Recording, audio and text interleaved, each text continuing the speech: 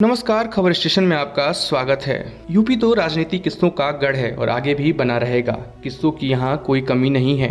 चुनाव 2022 दहलीज पर है। अब चाय की दुकानों पर बात से बात निकलेगी।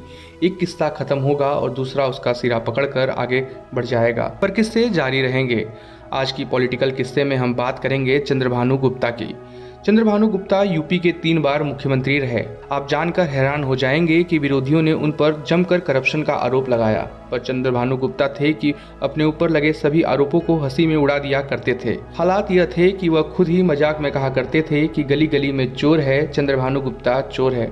पर यह जानकर आप हैरान रह जाएंगे कि जब चंद्रभानु गुप्ता की मृत्यु हुई तो उनके बैंक अकाउंट में सिर्फ 10,000 रुपए थे। चंद्रभानु गुप्ता के निजी जीवन पर नजर डाले तो मूल रूप से वह अलीगढ़ के बिजनौर के रहने वाले थे।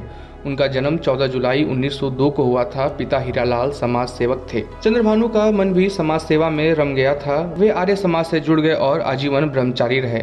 शुरुआती पढ़ाई लिखाई लखीमपुर में हुई। लखनऊ कानपुर की भी पढ़ाई की और लखनऊ में ही उन्होंने वकालत शुरू कर दी। चंद्रभानु गुप्ता ने 1926 में कांग्रेस ज्वाइन की। अपनी मेहनत के बल पर वह बड़ी तेजी के साथ आगे बढ़े और कांग्रेस पार्टी के कई अहम पदों पर काम किया। यूपी कांग्रेस के कोषाध्यक्ष, उपाध्यक्ष और अध्यक्ष बनाए गए। इसके बावजूद नेहरू को चंद्रभानु भाते नहीं थे, पर चंद्रभानु यूपी की राजनीति में बड़ी ताकत बन गए थे। कहा जाता है कि यूपी कांग्रेस में चंद्रभानु का इतना रौला था कि विधायक पहले चंद्रभानु के सामने नतमस्तक होते थे, बाद में नेहरू के सामने। चंद्रभानु यूपी के 3 बार सीएम बने, 1960 से 1963 तक। वहीं 1967 के चुनाव में जीतने के बाद वो फिर मुख्यमंत्री बने, पर सिर्फ 19 दिनों के लिए।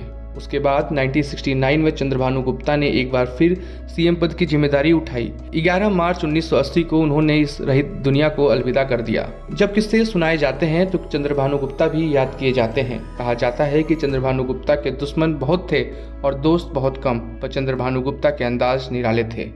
खबर स्टेशन के लिए रोशन की रिपोर्ट।